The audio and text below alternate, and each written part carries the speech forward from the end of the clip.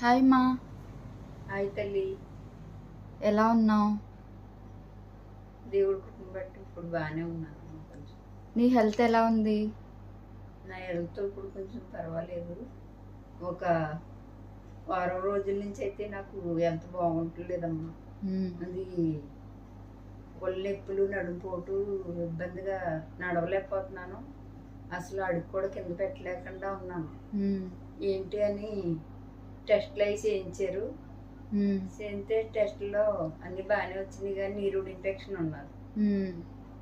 నీరుడు infection గురించి నడుంపోటు, నడుము నుంచి కాళ్ళు వరకు పోట్లు, ఇంకా మళ్ళీ తేడా వచ్చిందని బాగా నీరసంగా ఉండి లేగలేకపోతున్నాను మంచం నుంచి కూడా. ఈ వారం రోజుల నుంచి వీడియో కూడా పెట్టలేదు, అందుకనే. అది ఈరోజైతే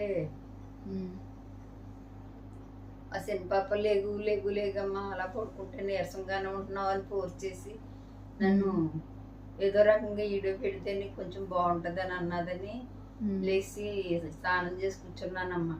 ఇప్పుడు కూడా కొంచెం నీరసంగానే ఉన్నదిరా. అది ఇంకా నీరుడు ఇన్ఫెక్షన్ పూర్తిగా తగ్గలేదు. హెల్త్ అయితే బాగాలేదు, అలాగే పడుకునే ఉంటున్నాను. ఆక్సిజన్ లెవెల్ కూడా బాగా తగ్గిపోతున్నాయి, చాలా ఇబ్బందిగా ఉంటుంది. గట్ల 5 గంటల నుంచి నడుము పోటు వస్తుంది. నడుము పోటు వచ్చి ఇంకా పడుకుందాం, నీరసంగా ఉండి పడుకుందాం అంటే పడుకునిస్తలేదు, అలా లేచి కూర్చుందామంటే ఒప్పుకుంటలేదు. చాలా ఇబ్బందిగా ఉంది. అలాగే లేచిపోయి కూర్చుంటున్నాను. కూర్చుంటుంటే మా చిన్న పాప నేను లేపుతున్నాను అని లేచిపోతుంది. అలాగా మందు అది రాసుకుని కాసేపు కూర్చునేటప్పుడు కొంచెం తగ్గుతుంది. అది దాని నడుము పోటంతా నీరుడు ఇన్ఫెక్షన్ వల్ల అలా జరుగుతుంది. పొద్దుటే అయితే అస్సలు పొట్లు ఉండలేదు, కాళ్ళు కూడా కనీసం బాత్రూమ్ వరకు కూడా నడిచి వెళ్ళలేకపోతున్నాను, కాళ్ళు పొట్లు ఉండలేదు. అది ఒప్పుకుంటలేదు. అయినా నాకు కిడ్నీ ఇన్ఫెక్షన్ వచ్చిన కాడిచి నీరుడు ఇన్ఫెక్షన్ తరచు వస్తూనే ఉంది. అప్పుడే ఇది మరలా 3వసారి. అది అతమాటు టెస్ట్లో క్రియేటిన్, సీరం క్రియేటిన్ అన్నీ అతమాటు ఇంట్లో ఉన్నా కూడా చేయించున్నారు, తీసుకొచ్చి అన్నీ చేయించుతున్నారు. రెగ్యులర్గా నెలకి 2 నెలలకి కూడా టెస్టులు చేయించున్నారు. చేయించుంటే అవన్నీ బాగా పర్వాలేదు, బాగానే వస్తున్నాయి. కానీ నీరుడు ఇన్ఫెక్షన్ అయితే మట్టుకి అప్పుడే 3 సార్లు తిరగబెట్టింది. నీరుడు ఇన్ఫెక్షన్ వచ్చినప్పుడల్లా కూడా నడుము పోటు, కాళ్ళు లాగేయడం, పొట్లు లేకపోవడం జరుగుతుంది. బాగా నీరసంగా ఉంటుంది. ఆక్సిజన్ లెవెల్ కూడా తగ్గిపోతున్నాయి. తగ్గిపోయి నాకు పొట్లు ఉండలేదు, పడుకున్నా మనశ్శాంతి ఉండలేదు, కూర్చోవాలనుకున్నా కూర్చోలేకపోతున్నాను. ఇంకా అదే ప్రాణం మీద ఆశ లేనట్టుగా ఆలోచనలు, అదో రకమైన ఆలోచనల కింద ఉంటున్నాయి. అసలు మనసు బాగుంటలేదని లేగమ్మా లేగమ్మా వీడియో పెడితే కానీ కొంచెం మనసు బాగుంటుంది, లేగు అని నన్ను ఒత్తిడి చేసిన ఉంది మా పాప. దానివల్ల నేను లేగలేనమ్మా, నేను లేగలేనని చెప్పాను. అయినా అలా కాదు, లేగు అని నన్ను బలవంతం చేసింది. చేస్తే లేచి స్నానం చేసి అలా కూర్చున్నాను. ఆరోగ్యం అయితే సహకరించలేదు. శరీరం బాగా ఒత్తిడిగా ఉంటుంది. ఈ కిడ్నీ ఇన్ఫెక్షన్ వల్ల అప్పుడు జరిగింది. అది నాకు అత్తమాట వెనకాల కిడ్నీలు లాగేస్తున్నాయి ఎందుకో. కూర్చున్నా నేనేమి కనీసం మంచం పెంచి దిగుతులేదు. నా పచ్చాక బాత్రూమ్కి వెళ్ళవలసి వస్తే కానీ నేను పైకి లేవట్లేదు. అయితే అయినా సరే వెనకాల నడువంతా కిడ్నీలు పోటు, చాలా ఇబ్బందిగా ఉంటుంది. ఈ ఎదరు గుండె దగ్గర కూడా పచ్చి చేసేసింది. ఏ రకంగానూ కూడా నాకు మనసు కుదురుగా ఉండలేదు.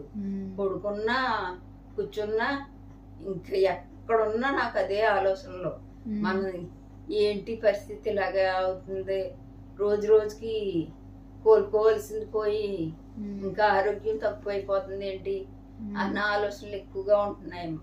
ఈ మధ్యలో అయితే చాలా టాబ్లెట్లు వేసుకుంటున్నాను. వేసుకున్నా కూడా ఏదో రకంగా ఏదో బలహీన తత్తమాట ఇన్ఫెక్షన్ మీద ఇన్ఫెక్షన్లు. మొన్నటి వరకు కూడా బ్లడ్ ఇన్ఫెక్షను యూరిన్ ఇన్ఫెక్షన్ తోటే బాధపడ్డాను.